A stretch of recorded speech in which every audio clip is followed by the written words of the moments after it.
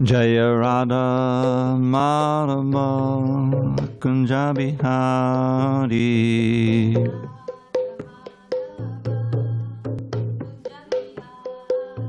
Jaya Radha Madhava Kunja Bihari.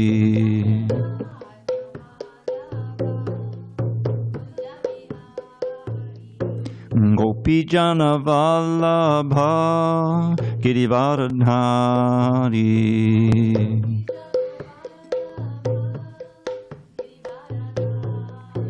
Jaya Gopi Jana Vallabha Girivardhari.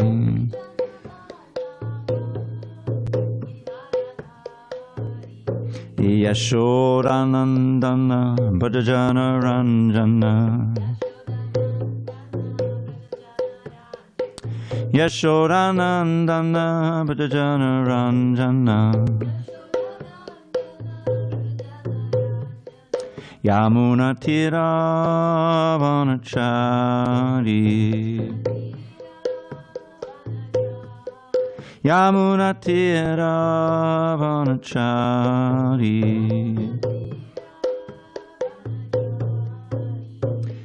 Hare Krishna, Hare Krishna, Krishna Krishna, Hare Hare, Hare Rama, Hare Rama, Rama Rama, Hare Hare.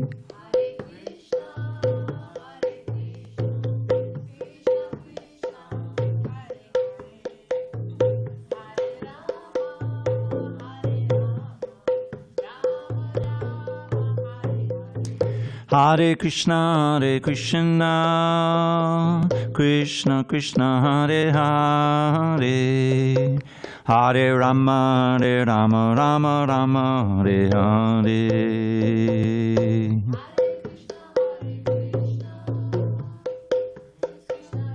Hare Hare, Hare Rama, Hare Rama, Rama Hare Hare. Jaya Radha Madhava Kunja Bihari.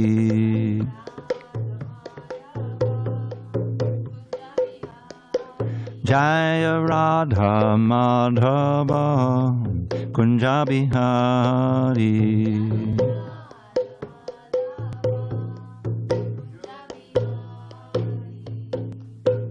Jai Mr. Pad Paramahamsa Pravajaka Ashtottara Shri Srimad Divine Grace, Srila A.C. Bhaktivedanta Swami Prabhupada ki Jai. ISKCON BBT Founder Acharya Srila Prabhupada ki Jai. Jai Om Vishnupad Paramahansa Parivajakacharya Ashtottara Shri Srimad His Divine Grace Srila Bhakti Siddhanta Saraswati Thakur ki Jai. Ananta Koti Vaishnavinda ki Jai. Namacharya Srila Haridas Thakur ki Jai. Srimad Bhagavad Gita ki Jai, Samaveda Bhaktivinoda ki Jai. All glories to the assembled devotees. All glories to the assembled devotees. All glories to the assembled devotees. All glories to Shri Guru and Gauranga. I'm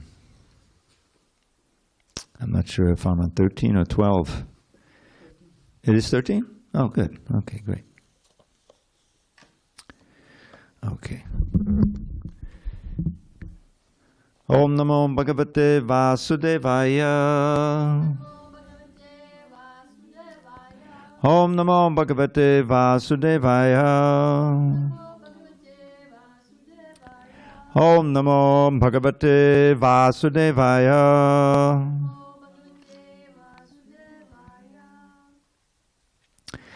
On this second day of December 2024 in San Diego, we're reading from Srimad Bhagavad Gita as it is, translation and commentary by His Divine Grace A.C. Bhaktivedanta Swami Prabhupada.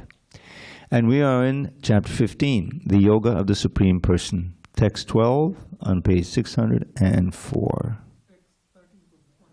Oh, I'm sorry. Check that. Text 13 on page 605. Gam Avishya Chabutani Dharayami Ahamojasa Pushnami Chaushadi Sarvah Somo Bhutva Rasatmakaha Gama Vishyacha Bhutani Dharayam Yahamojasa Pushnami Chaushadhi Sarva Somo Bhutva Rasatmakaha Gama Vishyacha Bhutani Dharayam Yahamojasa Pushnami Chaushadhi Sarva Somo Bhutva Rasatmakaha Gama Vishyacha Bhutani Dharayam Yahamojasa Pushnami Chaushadhi Sarva Somo Bhutva Rasatmakaha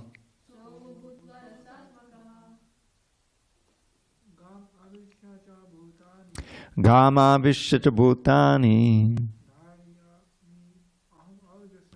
Dharayam Yahamojasa Pushnami Chaushadhi Sarva Somo Bhutva Rasatmakaha Gama Vishyacha Bhutani Dharayam Yahamojasa Pushnami Chaushadhi Sarva Somo Bhutva Rasatmakaha Gama Vishyacha Bhutani Dharayam Yahamojasa Pushnami Chaushadhi Sarva Somo Bhutva Rasatmakaha. Anyone online? Is Chad there? Chad. Gama Vishyacha Bhutani Gama Vishyacha Bhutani Dharayam Yahamojasa Dharayam Yahamojasa Pushnami Chaushadhi Sarva Pushnami Chaushadhi Sarva Somo Bhutva Rasatmakaha Somo Bhutva Rasatmakaha. Thank you. Gam, the planets, Avishya, entering, Cha, also, Bhutani, the living entities, Dharayami, sustain, Aham, I, Ojasa, by my energy, Pushnami, am nourishing, Cha, and Aushadhi, vegetables, Sarvaha, all, Somaha, the moon, Bhutva, becoming, Rasa Atmakaha, supplying the juice. Translation, Krishna says, I enter into each planet, and by my energy they stay in orbit. I become the moon and thereby supply the juice of life to all vegetables. Purport. It is understood that all the planets are floating in the air only by the energy of the Lord. The Lord enters into every atom, every planet, and every living being. That is discussed in the Brahma Samhita. It is said there that one plenary portion of the Supreme Personality of Godhead, Paramatma, enters into the planets, the universe, the living entity, and even into the atom. So, due to his entrance, everything is appropriately manifested. When the spirit soul is there, a living man can float on the water. But when the living spark is out of the body is dead and the body sinks. Of course, when it is decomposed, it floats just like straw and other things, but as soon as the man is dead, he at once sinks in the water. Similarly, all these planets are floating in space, and this is due to the entrance of the supreme energy of the Supreme Personality of Godhead. His energy is sustaining each planet, just like a handful of dust. If someone holds a handful of dust, there is no possibility of the dust falling. But if one throws it in the air, it will fall down. Similarly, these planets, which are floating in the air, are actually held in the fist of the universal form of the Supreme Lord. By his strength and energy, all moving and non-moving things stay in their place. It is said in the Vedic hymns that because of the Supreme Personality of Godhead, the sun is shining and the planets are steadily moving. Were it not for him, all the planets would scatter, just like dust in the air, and perish. Similarly, it is due to the Supreme Personality of Godhead that the moon nourishes all vegetables. Due to the moon's influence, the vegetables become delicious. Without the moonshine, the vegetables can neither grow nor taste succulent. Human society is working, living comfortably, and enjoying food due to the supply from the Supreme Lord. Otherwise, mankind could not survive. The word rasatmakaha is very significant. Everything becomes palatable by the agency of the Supreme Lord through the influence of the moon. Om jnana timirandasya jnanandana shalakaya chakshur unmilitam mena tasmai shri gurave namaha. I was born in the darkest of ignorance, but my spiritual master, Srila Prabhupada, opened my eyes with the torchlight of knowledge. I offer my humble obeisances unto him and all members of Sri Parampara. So, as in other places in the Bhagavad Gita, Krishna is describing how it is his energy that is making up everything that we see, everything that we taste, smell, hear. All of these experiences that we're having through the medium of our senses, which are also created by him, are caused by his different energies. And in this chapter called the Yoga of the Supreme Person, and we're coming up on the maybe the most famous verse in this chapter about the Super Soul, text 15. He describes that our very consciousness, our remembrance, our forgetfulness, our knowledge are all coming from him from the Super Soul. So, but the Super Soul is, he's the maintainer. Just like we know that Brahma is the creator, Shiva is the destroyer, and Vishnu is the maintainer. And we know from our own lives that you can create something fairly quickly, and you can destroy it even more quickly. But to maintain it over time really takes energy every day, and planning, and intelligence, and effort. So the hardest job is maintenance. And so that's why Vishnu takes that job, because he's the Supreme Personality of Godhead. But how does he maintain? He maintains by being present everywhere. If you're going to run something, say an office or a whole company or something, you've got to put your intelligence in there. You have to be apprised of what's going on and try to anticipate, right? Is a whole thing, and it has to be constant. If you take a vacation and you don't check in, and the person or persons who you've delegated the maintenance to are not really serious about it, then it can be a disaster, even one project. We know that. So what to speak of the whole creation? You can imagine how much intelligence and attention it takes in order to do that.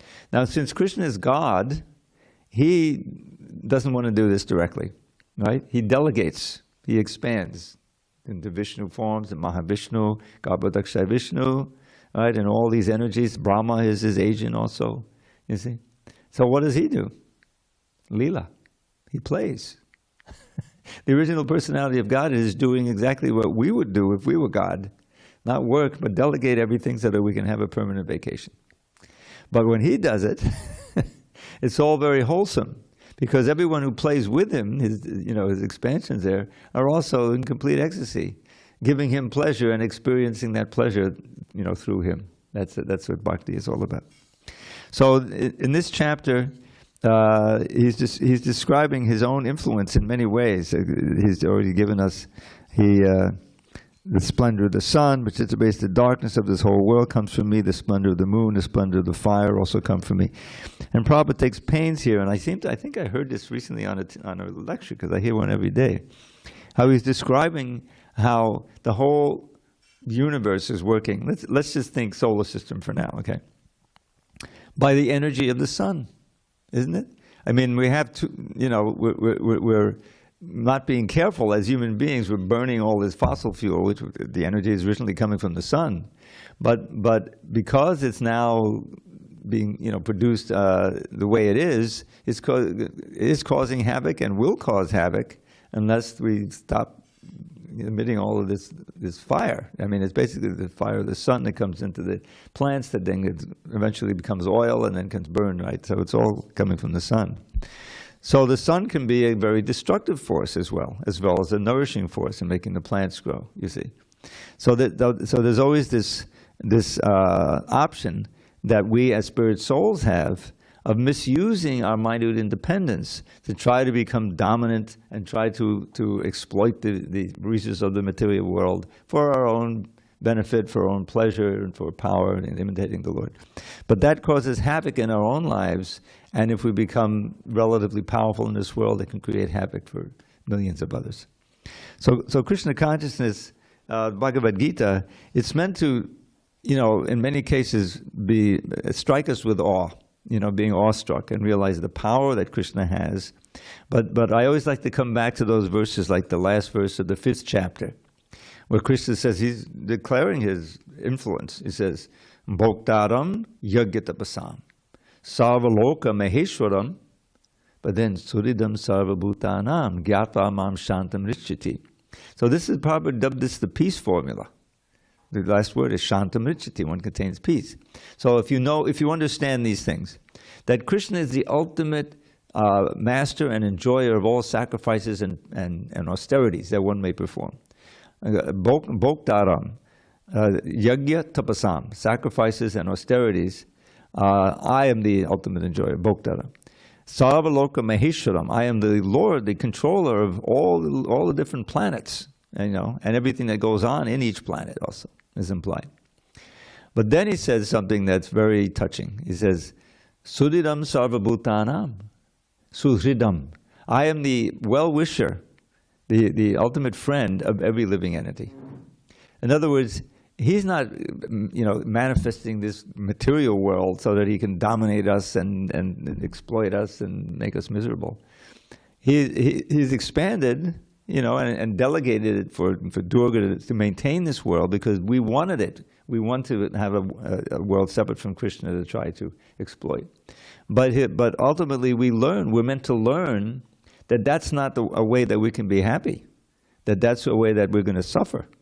Because no matter how much we are able to control, and millions and millions and millions of other human beings, what to speak of subhuman beings, are just struggling hard for existence, just to live in the world. Very little enjoyment, copulation, that's about it, in many cases. But it all ultimately leads to destruction and defeat. We're always defeated. I like to come back to this verse that Rishabdev speaks in his teachings. There's so many wonderful lessons there. Prabhupada would often quote this verse. It starts out, the first one in the series is Nunam Pramatta Kurute Vikarma. Yarindriya Priteya Apanoti Nasadumanye Yata Atmanoyam Asannapi Kleshada Asadeha. So there's a whole lesson right in that one verse. Nunam means it's certainly true. And no one can really argue with it. It's certainly true that those who are simply after sense gratification and are performing vikarma, activities against or completely foreign to the Vedic instructions, in order to get indriya priti, the very word indriya priti translates perfectly as sense gratification.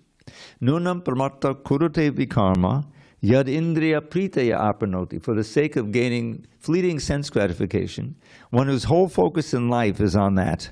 And they don't care what kind of activity they perform. I'm not going to worry about some ancient Vedas or anything, just whatever works in order that I can get more sense gratification.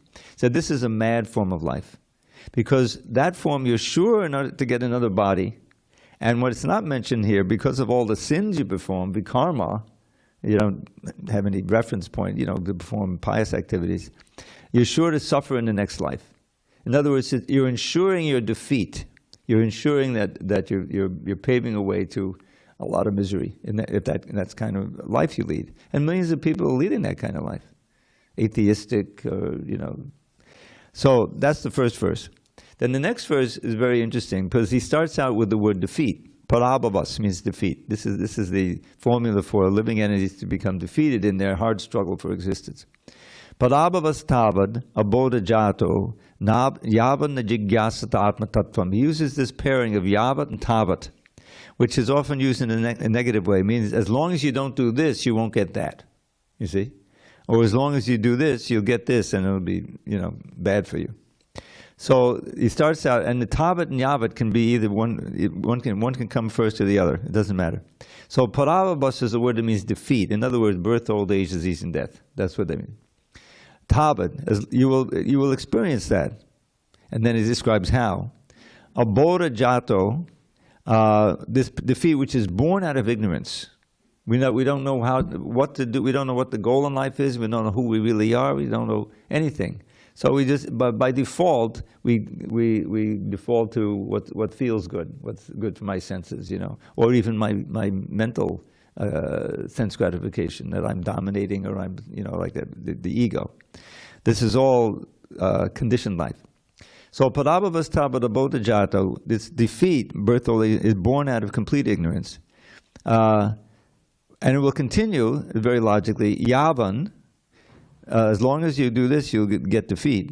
Najigyasata atma tattvam. As long as you don't inquire, this very important word jigyasa, which is at the very beginning of Vedanta Sutra, of which the Bhagavatam is the ultimate commentary. You see the connection there. As long as you don't inquire into the truth of the self. Who am I? Am I a soul, or am I this body? In other words, you're not interested about that. You're interested in the price of this. Where is this? Where is this pleasure? How can I get away from this pain? Everyone's asking questions all the time. But you got to ask the right question in the right source.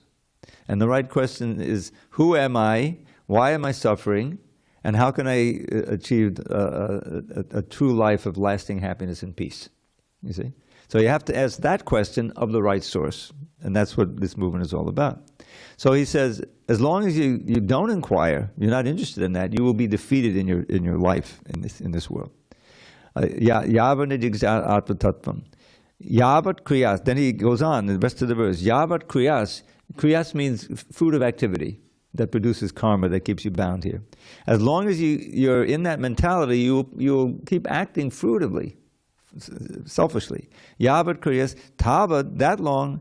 Yavat kriyas tavat idam mano vai karmatmakam. Your mind will be called karmatmakam, means filled with all kinds of fruit of desires and thoughts, you see. Not anything having to do with Krishna or like that. Karmatmakam, by which yena sharira bandha, you remain bound to a physical body. That's described right at the beginning of this chapter. The way your consciousness, your mind and your intelligence, desires that you've cultivated, your karma, all of that, that doesn't die. Your subtle body doesn't die when your gross body dies. The gross body is a complicated machine, but the subtle body continues, and all of those desires and all of that karma and everything is carried there in the subtle body, and it becomes it's like a template for the next body, for your next gross body. So that's described earlier. It describes it like a breeze, just like a breeze carries aromas. Similarly, your consciousness, the soul, is being carried by this breeze, if you will, of the powerful mind and intelligence to the next body. So that's why it's Krishna consciousness. The whole thing is your consciousness. How you can transform that into Krishna consciousnness so that takes you to your next spiritual body. It's Krishna's lotus feet. You see, the whole thing is like that. So that's the second verse. And it's a very sobering verse. I'll be defeated as long as I don't inquire into the truth of the self and Krishna, So the third verse gives a solution. He says, I forget. Evam mana karma vasham prayunte. Vasham means that push, something that is impelling you. Karma, you're being impelled when your mind is filled with these fruitive activities by your previous karma. Eva mana karma vasham prayunte avidyayatma nupadiyamani. The self is covered by avidya, ignorance. So this is what's happened. But then the third line, he gives the solution. Pritir nayavan mai vasudeve namuchate dehi yogena tavat. So again it's yavat tavat. But it's some hope there. It says, until there is love for me. This is Rishabdev speaking. He's revealing I'm an incarnation of Krishna, Vasudev. Pritir nayavan mai vasudeve namuchate dehi yogena tavat. Until you can develop love for Krishna, Vasudev, you're not going to get any liberation. There's no liberation without bhakti, This is a very important point. It's reiterated in different places in the Bhagavatam in our philosophy. The Mayavadis, they want liberation, but they don't know. They don't believe in Krishna. That they think that's just a construct. So how are they going to get liberation? Well, just by meditating on the Brahman, merging into the Absolute, Nirvishesha. Prabhupada saved us from Nirvishesha, right? And Shunyavadi. It's not Shunyavadi, it's Shunyavadi, long U. Shunyavadi, Paschatya Desha Dharine. So he's saving the Western countries and all the countries. He wrote that, who was going to write it? He was the only one who knew Sanskrit. He wrote his own pranam mantra back in 1966, you see. And his whole mission was to preach in the Western world. He didn't see at that time that he was going to be able to go around the world and in the whole world. So it was Paschatya Desha, means the Western countries. He's saving us from impersonalism and voidism. I put Prabhupada's pranam mantra in a little poem. I don't know if you know that. I bow to A.C. Bhaktivedanta Swami Prabhupada, whose mission is to teach the art of purely serving God. To Krishna, no one on this earth can be more dear than he, for at Shri Krishna's lotus feet he dwells eternally. Obeisances to you, O prime disciple of your Lord, Sri Saraswati Thakur, wielder of the preaching sword.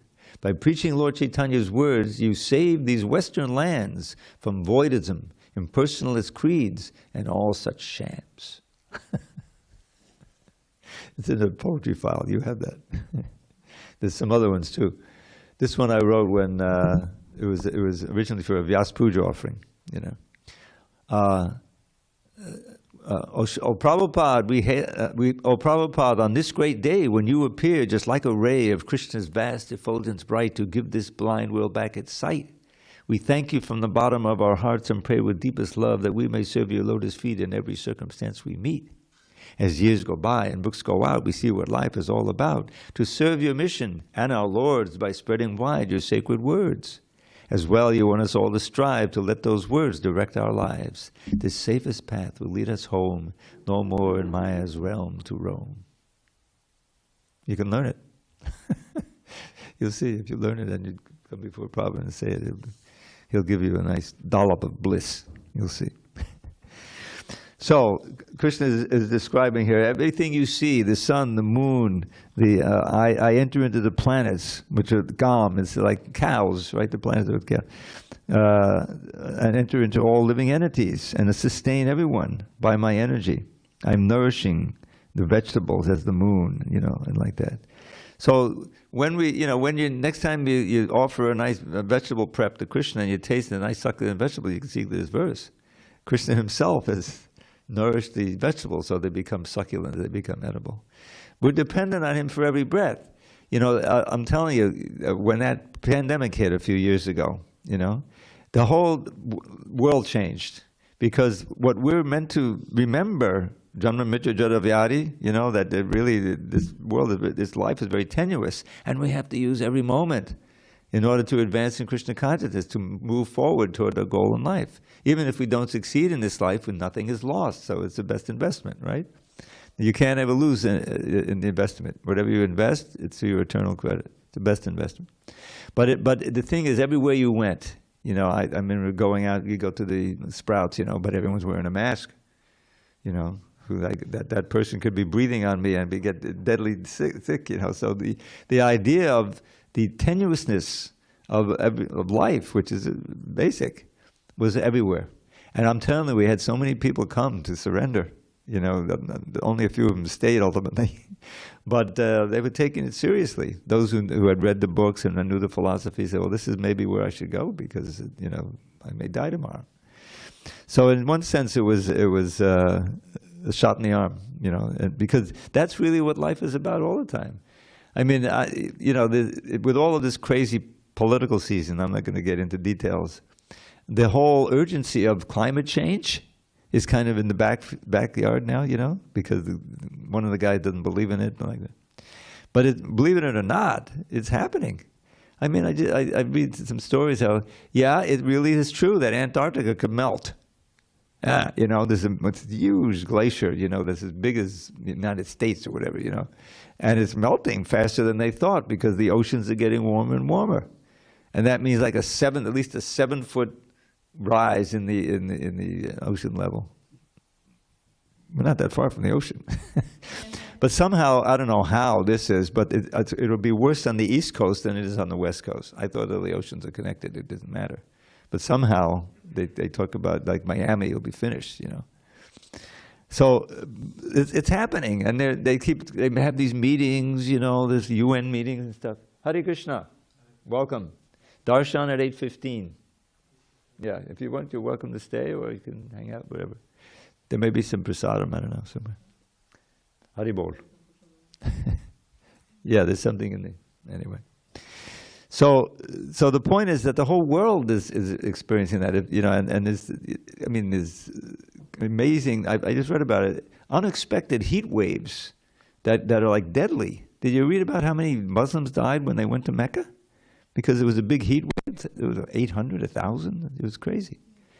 And so, you know, this stuff is going on, but people say, oh boy, you read the news. Well, I'm just not going to read the news anymore. It's too depressing, you know, but it's happening right where you are. And that's, you know, this philosophy, it's happening where you live, every breath. We have a certain number of breaths, right? We have a certain number of minutes, hours, you know, in this body. So the question is, what are we going to use it for? What's the special quality of the human life that makes it urgent that we learn this philosophy and knowledge so we can make progress on the actual mission of human life? Otherwise, it's such a waste. You know, you're using the human life like animal life. There's a wonderful verse about Dharma in the Hitopadesh. And I remember this verse from way back. It says, Ahara nidra bhayamaitanangsha samanya metata pashupi naranam. Dharmo hitesham adiko vishesha dharmena hina pashubi samana. It says, we share with the animals the eating, sleeping, and mating. You know, that's animal propensity. What distinguishes human life? Dharma. And without Dharma, genuine Dharma, then it's no better than polished animal life. And human life, it sinks down to that. So then the question is, well, what is that real Dharma? This is what Arjuna wanted to know at the beginning of the book, right? He was pleading that he didn't want to fight for actually personal reasons, but he was trying to sustain it and support it by dharmic reasons. Well, if I fight and I kill all these men, then the women will be unprotected, and there won't be enough people, you know, to offer the Shraddha ceremonies, and Varna Sankara will reign, and I'll be responsible, you know? So who cares about this kingdom? Even if I fight and win the kingdom, it'll be soaked with the blood of the people I love. Bhishma Dev and Dronacharya and so many others, cousins, and you know. So who cares? So he drops his bow, sits down on the chariot, and says, "It's Govinda, I shall not fight." You see. But then a few verses later, he has this prayer, you know, and he says, "Better if I wander in the forest, you know. I don't know. It's better." But then he says, "Karma nidosho bhata swabhava prichami tvam dharma samura cheta yakshreyaksya nishtitam bruhitan me shishyasteham sharimam tvam papannam." So it's a key verse, because Arjuna there, he's not in his role as a Kshatriya, and so he says, okay, I'm now in the role of your shishya, not your friend anymore. I'm your disciple. And shishya, Prabhupada points out, I think in the purport, or maybe in a lecture I heard, that this word shishya is very important. It has, you know, each Sanskrit word, it's a perfect language. It has a root, and then it grows on that. So the root of the word shishya is the same root for the word shastra and shastra. It's a little shas, which means to be control. So a shishya is one who agrees to be controlled by the guru and the shastra. You know, you find the genuine guru, then that's your auspicious position. And also the shastra is a weapon, and you can try to control others. You know, and shastra is another that you find the proper shastra, and you agree to be controlled. It's pramana. It's evidence for what you want to, how you live your life. Shri Krishna says at the end of the next chapter, very end, he says, "Tasmat shastram pramanam te karya karya bhavastato gyatva shastra vadanoktam karma karta miharasi." Therefore, because the previous verse he says, one who gives up shastra, yik shastra vidim is rules. Yik vasabina utsvija vartate kama karataha nasa siddham avapnoti nasukam naparam gatim. The importance of Shastra is given in these two verses. One who neglects the injunctions of Shastra, Shastra vidam utsrija, and acts according to his own whims, what you want to do, what you don't want to do.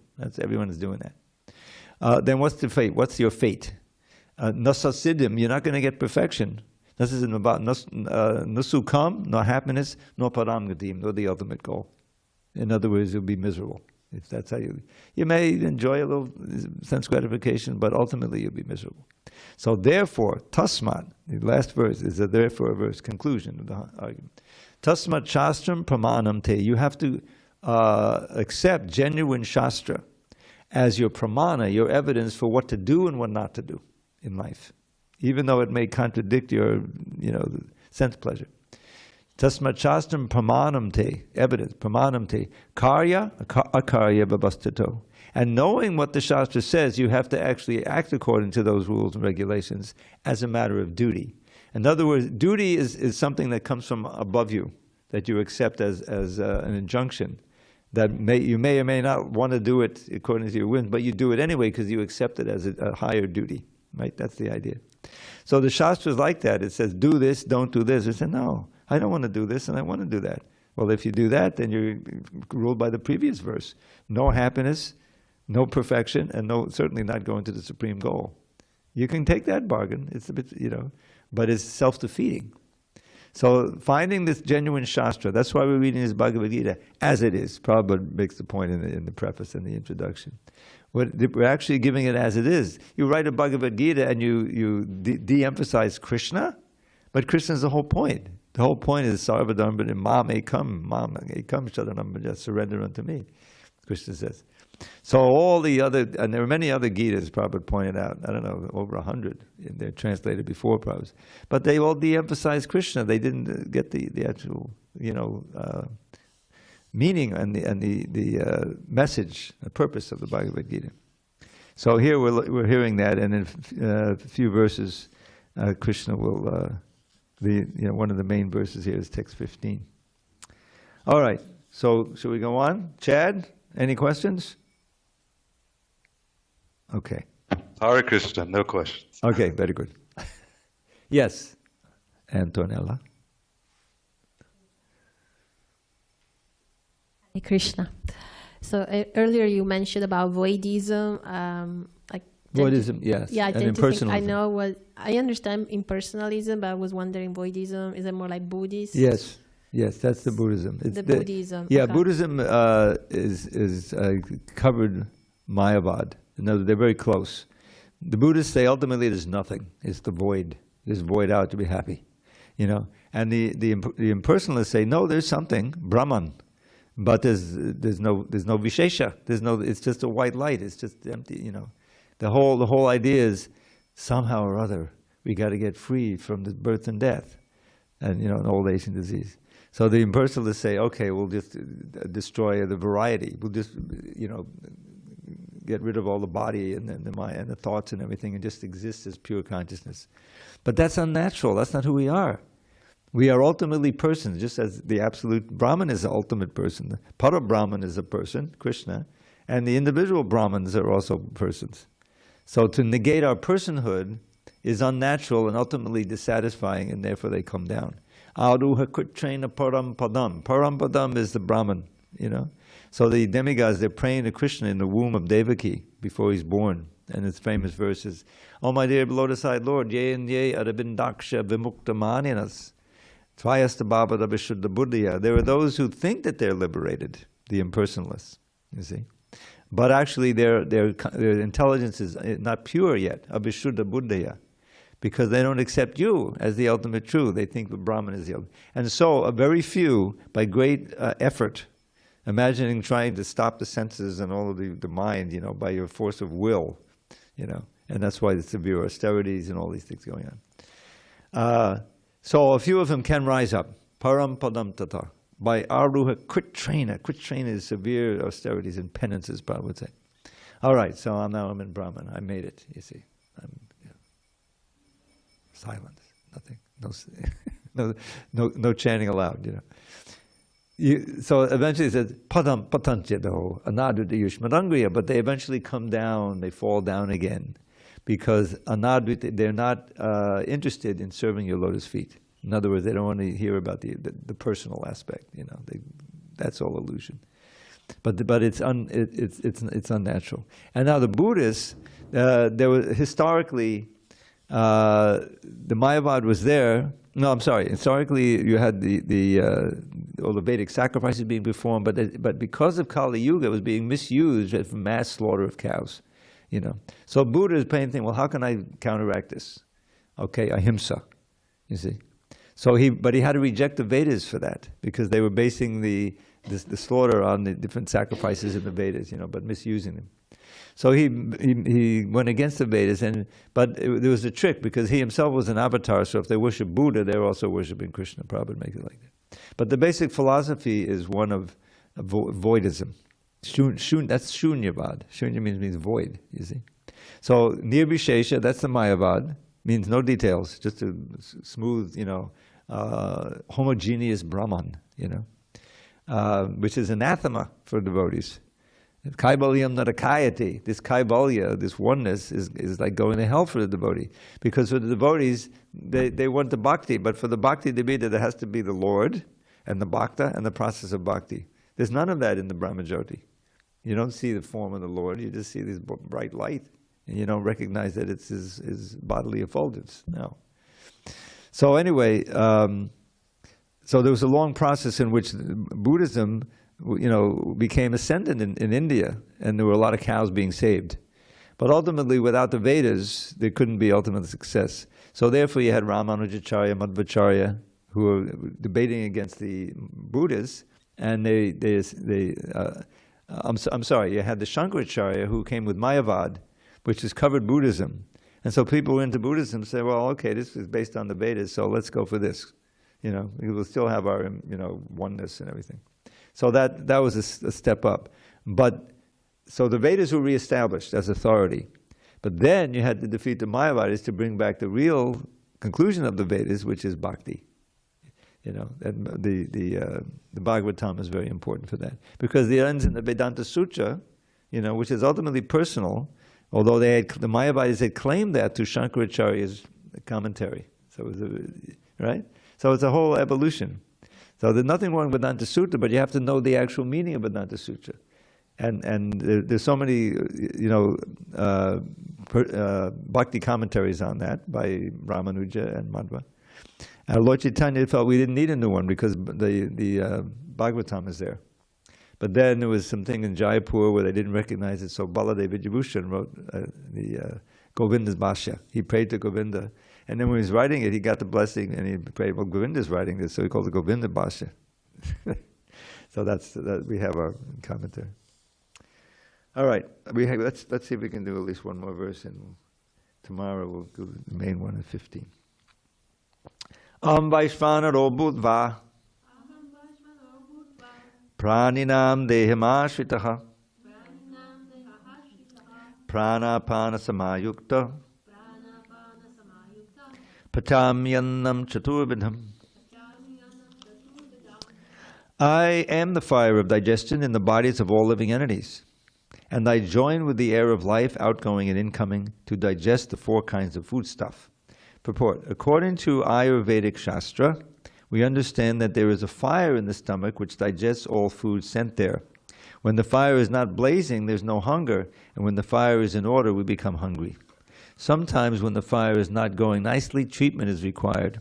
In any case, this fire is representative of the Supreme Personality of Godhead. Vedic mantras, specifically Brihadaranyaka Upanishad 591, also confirm that the Supreme Lord or Brahman is situated in the form of fire within the stomach and is digesting all kinds of foodstuff. Ayam Agnir Vaishvanaro Yoyam Antak Purushe Yenedam Annam Pachyate. Therefore, since he is helping the digestion of all kinds of foodstuff, the living entity is not independent in the eating process. Unless the Supreme Lord helps him in digesting, there is no possibility of eating. He thus produces and digests foodstuff, and by his grace, we are enjoying life. In the Vedanta Sutra 1-27, this is also confirmed. Shabda adibhyon tak patishtanat cha. The Lord is situated within sound and within the body, within the air, and even within the stomach as the digestive force.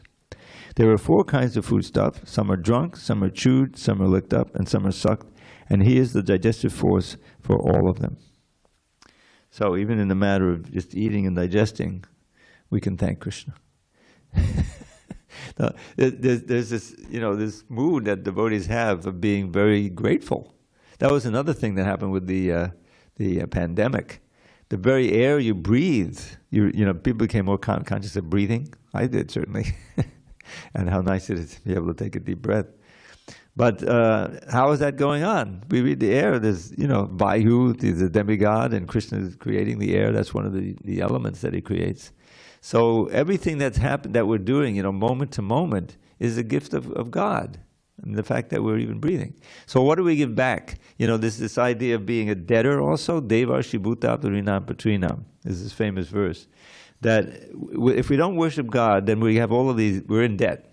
To the devas, hey, Vayu is providing the air, Varuna is providing the water, and Surya is providing the sunshine. So all of, every moment we're in debt. So Devarshi, Bhuta, other living beings of all kinds, Apta, relatives, Nrinam, people in general, Devarshi, Bhuta, Nrinam, Patrinam, the forefathers, otherwise we wouldn't be here. Nakinkaro, even our servants, if you have servants and they help you so much. So these are all people that we're naturally indebted to just by living. Entities we're indebted to. Nakingunayam, Rini is debtor, Narajan. So you can liquidate all those debts very easily. Rini Sarvatmanayak Sharanam Sharanyam. By surrendering to servant of the Lord. Sarvatmanaka sharanam sharan, no, to the Lord Himself who is worthy of taking shelter. Gato mukundam pariritikartam. So all the debts can be liquidated if you simply become a surrendered servant of the Lord. Because He's the one who's ultimately giving all the devas and everyone else what they can give to you. So if you go to the source of everything and you serve Him and you give everything, then you're free of debts. Otherwise, we have these debts, and no one's paying the debts, and so that's another sin they're committing. I mean, that was the whole Indra Jagya, that was the whole Govardhan Puja, right? Is that Indra, the Nanda felt, we owe for Indra, he controls the rain, we have to have the rain, like this. And Krishna finally, he considered, no, you don't need the rain, Ultimately, he's showing, I can provide everything.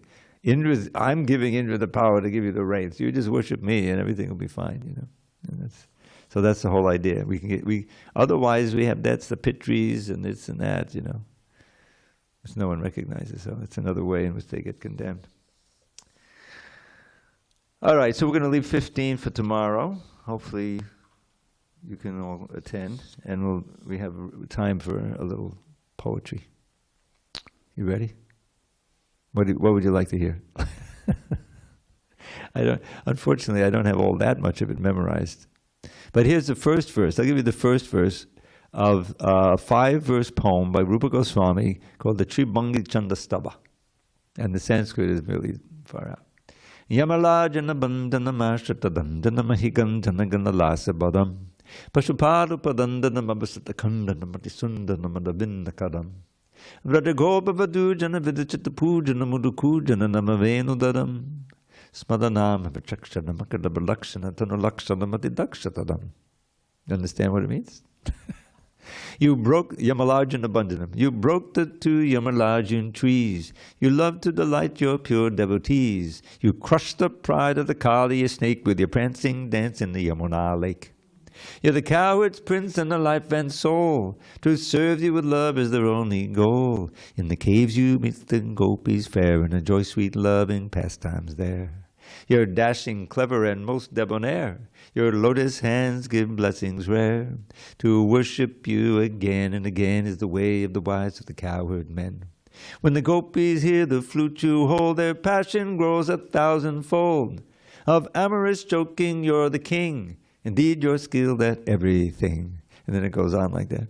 Some of my favorite lines. As you walk the path among the forest trees with your friends, you enjoy many ecstasies. You wander among the Kadamba blooms. You wander among the Kadamba blooms like a honeybee drunk on the heady perfumes. the coos of the cuckoos. The coos of the cuckoos never can defeat the mellifluous sound of your voice so sweet. Now, some of these words, mellifluous means very nice, attractive to hear, you know. So there's an alternate line, not the coos of the cuckoos, but the coos can never defeat the mellifluous sound of your voice so sweet. That was my first rendition, but I thought, I don't know, the coos can never defeat the mellifluous. Now, I wrote this, actually, I finished writing it in Mayapur. I forget the year now, it's been maybe 20 years ago. And this was all before the TOVP. I used to go regularly there. And I don't know if you ever knew this, but they have beautiful grounds that they had with big fountains and gardens and everything. And at one end, there was a big stage that they built, where before the main festival, which would go on mostly in the temple and Parakram and everything, during Gaurpanima time, they would have a preliminary festival where they would have devotees go do plays and bhajans and all kinds of things on the stage. So one GBC actually named Pragosh, I think he's still a GBC, he was in charge that year of organizing this festival. So he heard me chanting some of this stuff, you know. And I had also on my computer at that time, I didn't have the iPad, a little tambura and, rhythm thing going also. He said, "Oh, would you like to do that on the stage?" I said, "Okay," So I finished writing it, and then I was the opening act, when the devotees were still coming in and getting seated. So it's like, so I was giving this Yamalajana Bhanjanam. Very memorable experience. So anyway, you have the poetry, so you can share it, learn it. If I'm telling you, if you learn one and recite it, I would fall off the Vyasa-san. Any of you that you find it's very nice because it's the Sanskrit, most devotees, they like the rhythm but they can't understand it, but if there's some English then it's like that. All right, we better adjourn and get ready for kirtan. All glories to Srila Prabhupada.